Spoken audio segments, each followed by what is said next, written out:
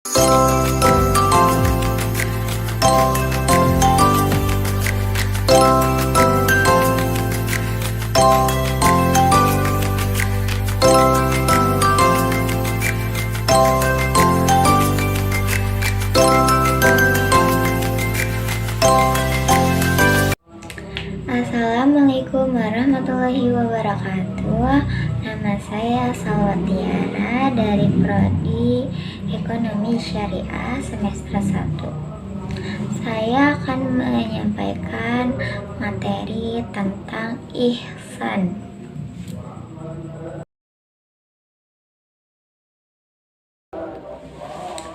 Apa itu ihsan? Ihsan adalah konsep dalam agama Islam yang mengacu pada kualitas atau tindakan yang baik, terpuji, dan sempurna. Secara harfiah, ihsan berasal dari kata Arab yang berarti kebaikan, keindahan, atau kemurahan hati. Secara konsep ihsan mencakup tindakan dan perilaku yang dilakukan dengan kesadaran penuh, ketulusan, dan upaya maksimal untuk mencapai kualitas terbaik. Ihsan merupakan pilar penting dalam bangunan agama Islam.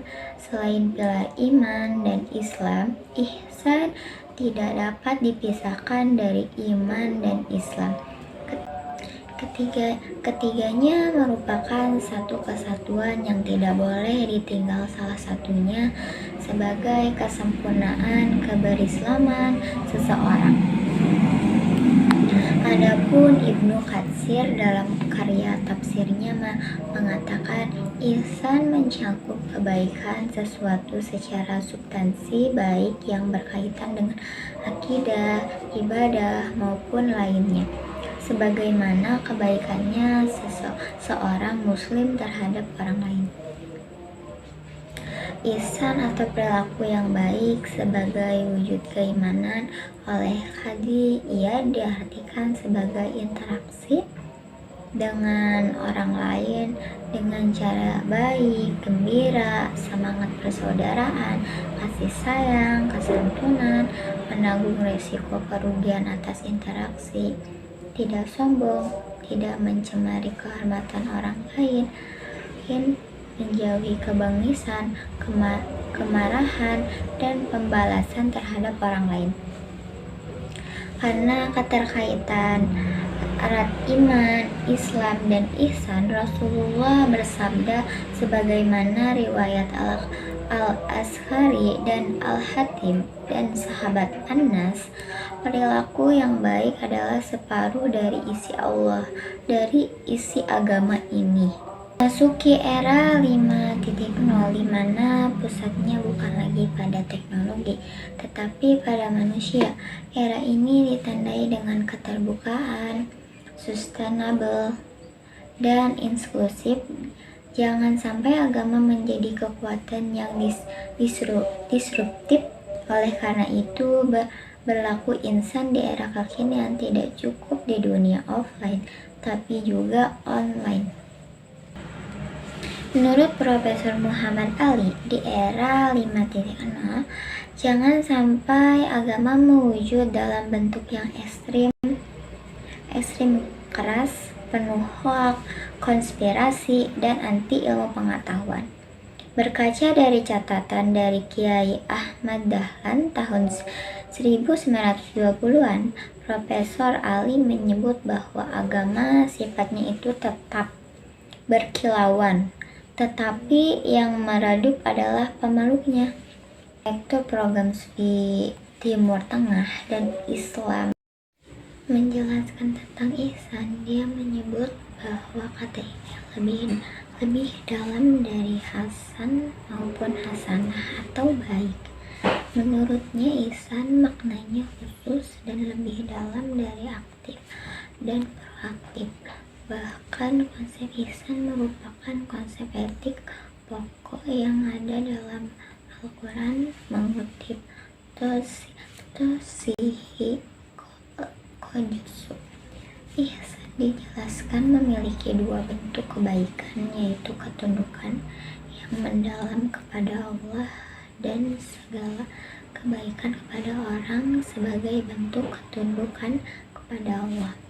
Contoh ihsan dalam kehidupan sehari-hari seperti sholat dengan kualitas dan kesadaran penuh, menjalankan sholat dengan penuh konsentrasi, khusyuk dan kiblat dengan memahami makna dan tujuan dari setiap gerakan dan bacaan dalam sholat. Bersedekah secara ihsan, secara ikhlas, memberikan bantuan kepada orang yang membutuhkan dengan tulus dan ikhlas. Bersedekah secara ikhlas, memberikan bantuan kepada orang yang membutuhkan dengan tulus dan ikhlas tanpa mengharapkan pengakuan atau imbalan, dan dengan memperhatikan kebutuhan real mereka. Memuliakan orang tua seperti menghormati dan memperlakukan orang tua dengan kasih sayang, perhatian, dan pengabdian, merawat mereka secara fisik dan emosional, serta membantu mereka dalam kebutuhan sehari-hari. Berperilaku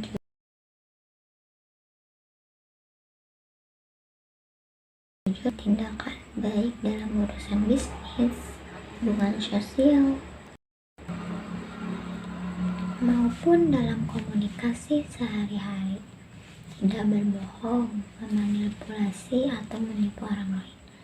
Melayani masyarakat seperti membantu masyarakat dalam berbagai kegiatan sosial seperti memberikan sumbangan, terlibat dalam program amal atau penyumbangan waktu dan keterampilan untuk kepentingan umum.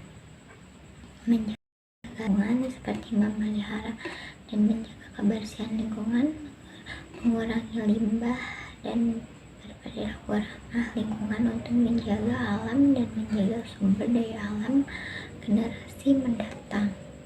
Menghormati perbedaan seperti menerima dan menghormati perbedaan dalam agama, suku, ras, dan budaya.